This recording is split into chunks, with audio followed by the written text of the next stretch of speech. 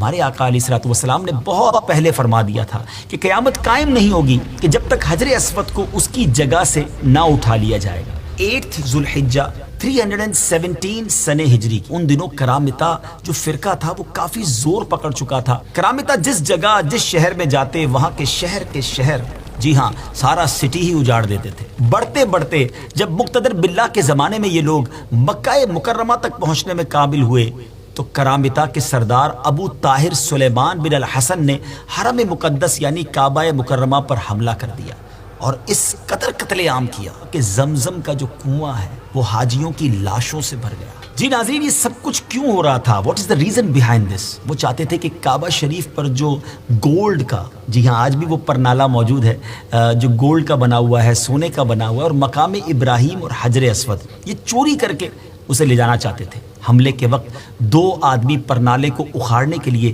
جب کعبہ شریف پر چڑھے مگر اسی وقت سر کے بل زمین پر گر کر جہنم واصل ہو گئے۔ مقام ابراہیم تو محفوظ رہا کیونکہ اس زمانے کے جو خادمین حرم تھے اسے پہاڑ کی گھاٹی میں اسے جا کر چھپا دیا تھا، مگر 14 ذو الحجہ ایئر 317 ہجری عصر کے وقت جعفر بن حلاج نے حجر اسود کو اکھاڑ لیا اور اپنے ساتھ ہجر کے مقام تک وہ لے گئے۔ حجر اسود انہی کے پاس رہا۔ ان سے بار بار اسلامی حکومتوں نے، جو زمانے کے لوگ تھے، انہوں نے مطالبہ کیا کہ اسے واپس دیا جائے۔ 50,000 سرخ دیناروں کی پیشکش بھی کی گئی مگر کوئی راہ نہیں نکلتی تھی۔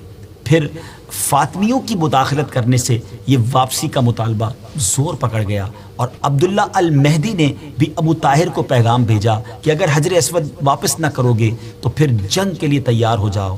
تو کرامتیوں نے یہ عذر پیش کیا کہ وہ دوسرے پتھروں میں مل گیا ہے، اب اسے الگ کرنا ممکن نہیں، ہمارے پاس حجر اسود کی کوئی نشانی نہیں ہے۔ اب علماء کرام کا ایک بورڈ بیٹھا اور انہوں نے فیصلہ کیا کہ ان سب پتھروں کو آگ میں ڈال دیا جائے۔ جو پتھر حجر اسود ہوگا وہ آگ میں جلے گا نہیں، پھٹے گا نہیں۔ اس طرح اس مقدس پتھر کی برتری اور مقبولیت کا لوہا منوا کر اسے 22 سال کے طویل عرصے کے بعد 10 ذو الحجہ ایئر 339 سنہ ہجری کو اسے واپس لایا گیا اور پھر کعبہ مشرفہ میں ایگزیکٹلی اسی مقام پر اس کی